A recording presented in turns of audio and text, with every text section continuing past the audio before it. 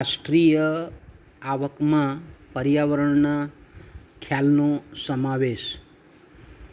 ઇનકોર્પોરેશન of environment concern in national income. છેલ્લા 50 વર્ષમાં નીતિ નિર્ધારણ માટે સૌથી અગત્યનું સાધન રાષ્ટ્રીય હિસાબી પદ્ધતિ છે. રાષ્ટ્રની સંપત્તિ અને સાધનોમાં આવતા પરિવર્તનોનું તે આર્થિક દ્રષ્ટિએ થતું અર્થઘટન છે. આ ખ્યાલની સહાયથી જ અર્થકારણના વર્તમાન આર્થિક પ્રવાહોનો અંદાજ અને વિત્તીય તથા સાધન પ્રવાહોનું માપ મેળવી શકાય છે. પરંતુ આ પ્રણાલિકાગત રાષ્ટ્રીય હિસાબી પદ્ધતિ આર્થિક વૃદ્ધિની પ્રક્રિયા દરમિયાન આદરવામાં આવતી આર્થિક પ્રવૃત્તિને પરિણામે પ્રાકૃતિક સંપત્તિનો હ્રાસ અને પર્યાવરણીય હાનિને પ્રતિબિંબિત કરતી નથી. આ પરિસ્થિતિમાં પર્યાવરણીય દૃષ્ટિકોણથી એડજસ્ટેડ અનુકૂલિત ચોખ્ખા આંતરિક ઉત્પાદનનો સાચો અંદાજ મેળવી શકાતો નથી. ગર્ભિતપણે આ પ્રશ્ન પર્યાવરણીય રીતે ટકાઉ આર્થિક વિકાસ માપનનો પ્રશ્ન છે. આ સંદર્ભમાં યુનાઇટેડ નેશન્સ ઓર્ગેનાઇઝેશન યુનોના આંકડાશાસ્ત્ર વિભાગે રાષ્ટ્રીય હિસાબ પદ્ધતિનો વિકલ્પ રજૂ કર્યો છે, જે પર્યાવરણીય અને આર્થિક સંકલિત આગણન environmental and economic account system તરીકે ઓળખાવાય છે અને સેટેલાઇટ એકાઉન્ટિંગ તરીકે પણ ઓળખવામાં આવે છે. આ સેટેલાઇટ એકાઉન્ટિંગ એ પૂરક હિસાબો છે જે પર્યાવરણ સાથે જોડાયેલા છે અને તે પર્યાવરણનું મૂલ્ય દર્શાવે છે. સેટેલાઇટ એકાઉન્ટ રાષ્ટ્રીય હિસાબો સાંકળીને ગ્રીન એકાઉન્ટિંગ, જેને આપણે હરિત હિસાબો કહીએ છીએ, તે તૈયાર કરવામાં આવે છે.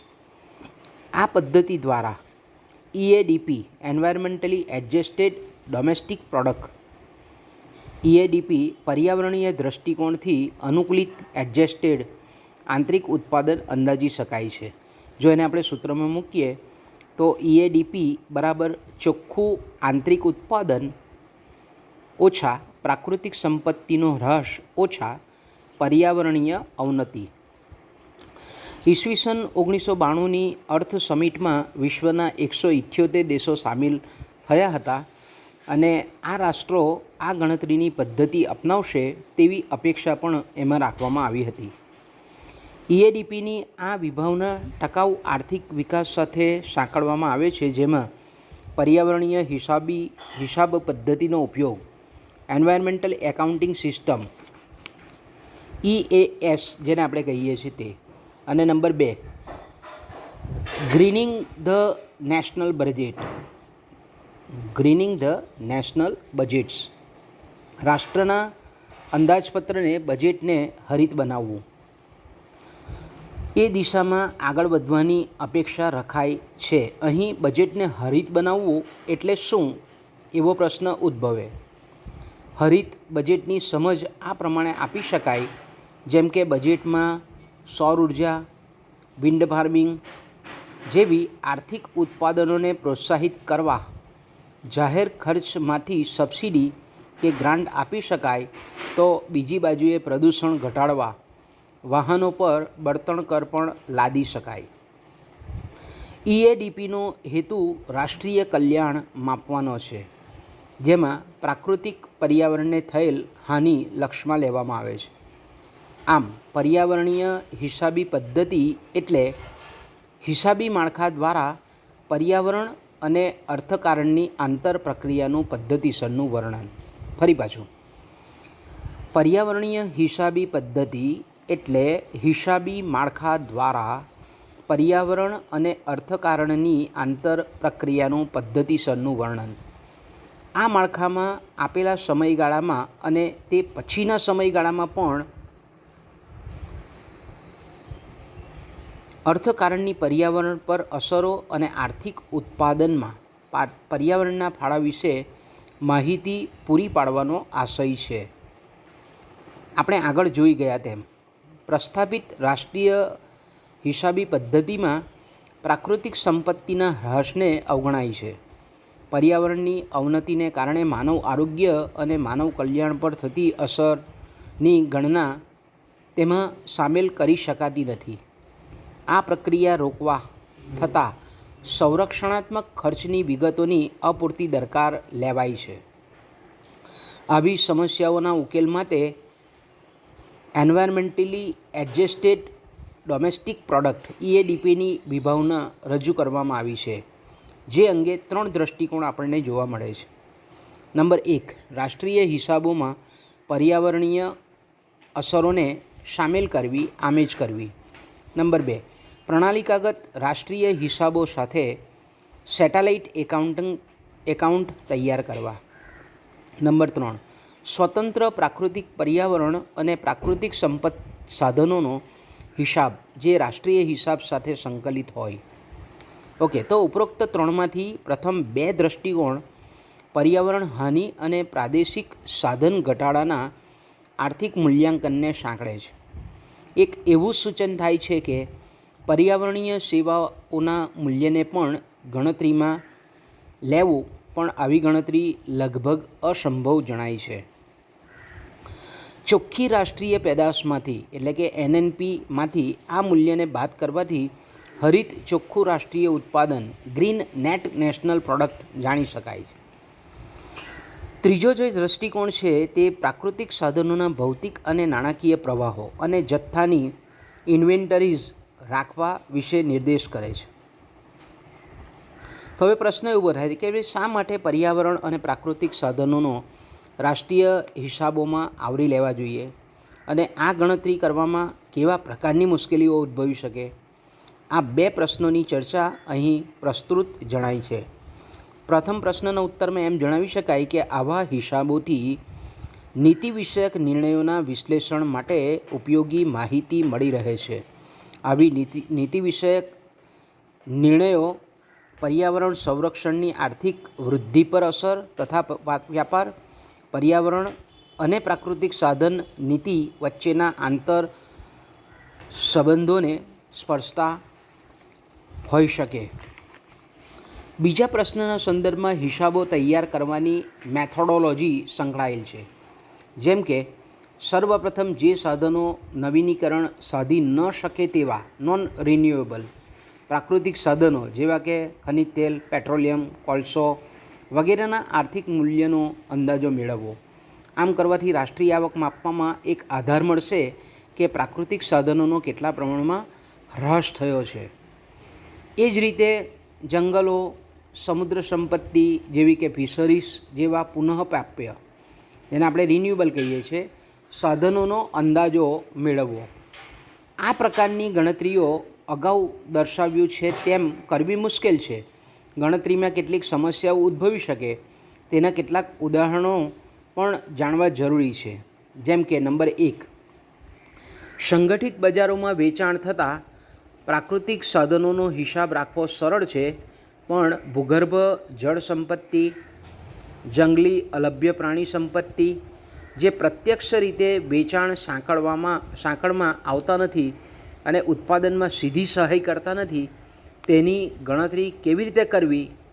નંબર 2, કેટલીક પ્રાકૃતિક સંપત્તિ બજારની વિનિમય પ્રક્રિયાથી દૂર છે, તેમની કિંમતનો અંદાજ કાઢવો પણ મુશ્કેલ છે. જેમ કે ખનિજ તેલ કે કોલસાનો જથ્થો હોય તેનું મૂલ્ય આંકી શકાય, પણ સ્વચ્છ પાણીનું સરોવર બ્લુ વ્હેલનું મૂલ્યાંકન અતિ મુશ્કેલ છે. નંબર 3, પ્રદૂષણની હાનિ ઘટાડવામાં માનવસર્જિત સાધનોનો ફાળો કેટલો છે તેનો અંદાજ મેળવવો પણ મુશ્કેલ છે. જેમ કે એર કન્ડિશન શ્વાસના રોગીઓને થતી પ્રદૂષણની હાનિ ઘટાડે છે, પણ શું બધા જ એર કન્ડિશનર આ હેતુ માટે જ વપરાય છે? નંબર 4, તેવી જ રીતે સમગ્ર રાષ્ટ્રનું પર્યાવરણીય ચિત્ર કેટલીક વખત પ્રાદેશિક કક્ષાએ અત્યંત આવશ્યક પગલાંની જરૂરિયાત ન પણ સૂચવે તેવું પણ બને. અહીં પ્રાદેશિક કક્ષાની ગણતરી બની જાય છે. જેમ કે અંકલેશ્વરના ઔદ્યોગિક વિસ્તારમાં હવા અને પાણીના પ્રદૂષણની સમસ્યા ત્વરિત ઉકેલ માંગે છે. નંબર 5, અહીં વર્તમાન અને ભૂતકાળના ડેટાની તુલના મુશ્કેલ છે. વળી હિસાબોનું સમાન ધોરણ જાણવું પણ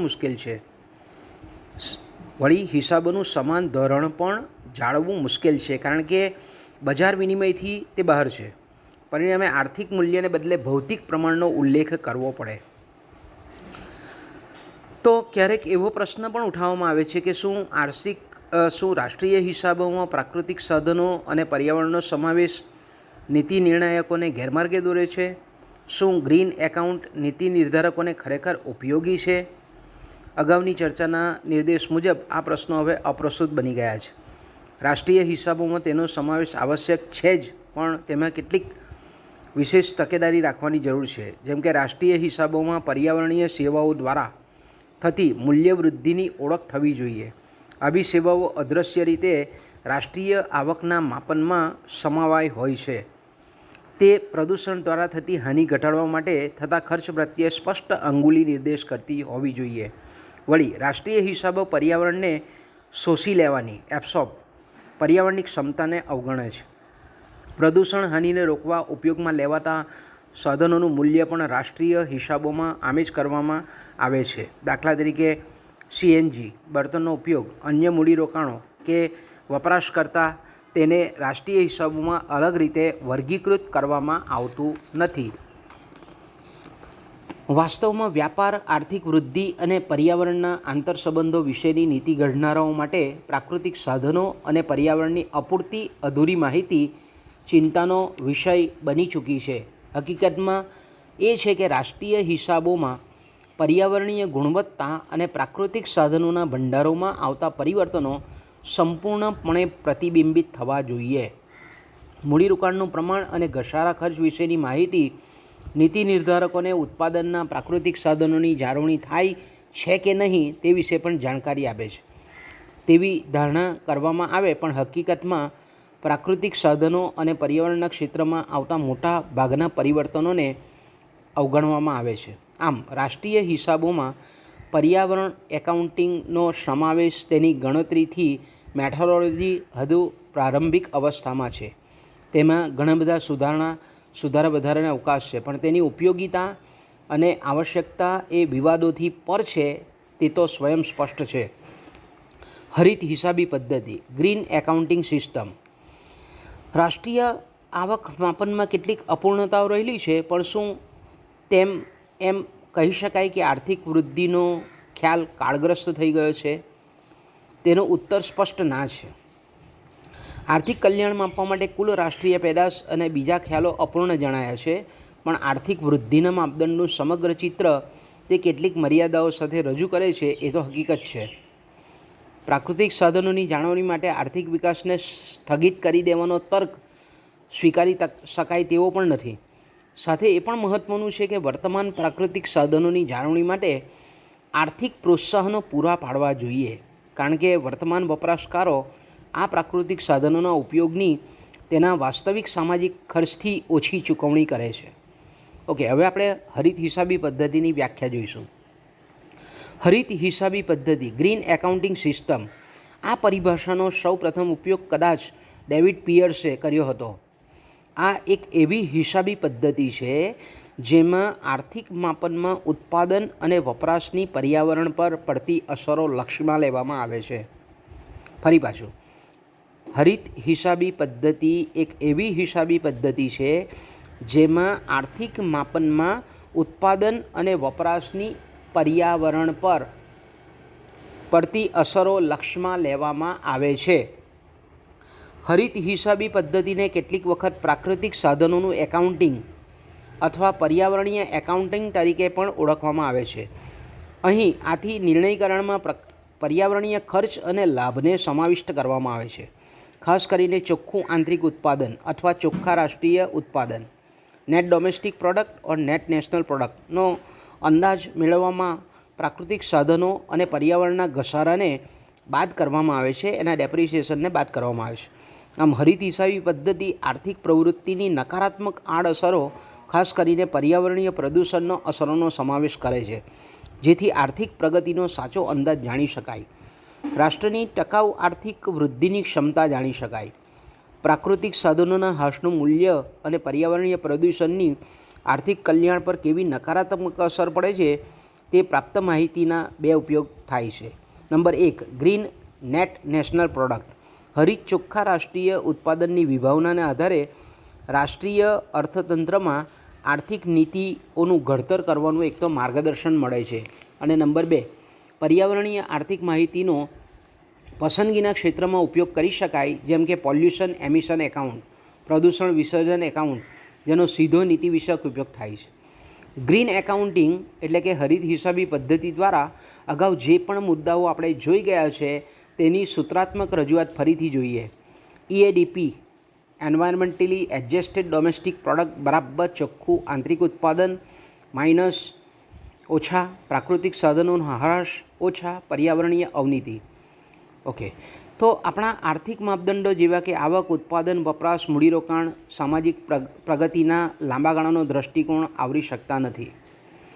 તે પર્યાવરણીય અવનતિ જે વર્તમાન અને ભવિષ્યની જીવનની ગુણવત્તાને હાનિ પહોંચાડે છે તેની ગણતરી લેતા નથી. પરિણામે પોષણક્ષમ, જેને આપણે ટકાઉ આર્થિક વિકાસ કહીએ છીએ, એ પોષણક્ષમ આર્થિક વિકાસને પણ નજરઅંદાજ કરે છે. પરંપરાગત રાષ્ટ્રીય હિસાબી પદ્ધતિમાં હરિત રંગ પર્યાવરણની અસર અને ખર્ચના ખ્યાલનો પ્રવેશ નિર્દેશે છે. પરિણામે અર્થકારણને કઈ દિશામાં હંકારવું તે માટે નવા જ પ્રકારનું હોકાયંત્ર નીતિ ઘડનારના હાથમાં આવે છે. આના પરિણામે આર્થિક પ્રગતિના માપદંડોમાં જ નહીં પણ પર્યાવરણીય અને પ્રાકૃતિક સાધન વિષયક નીતિમાં પરિવર્તન આવે છે.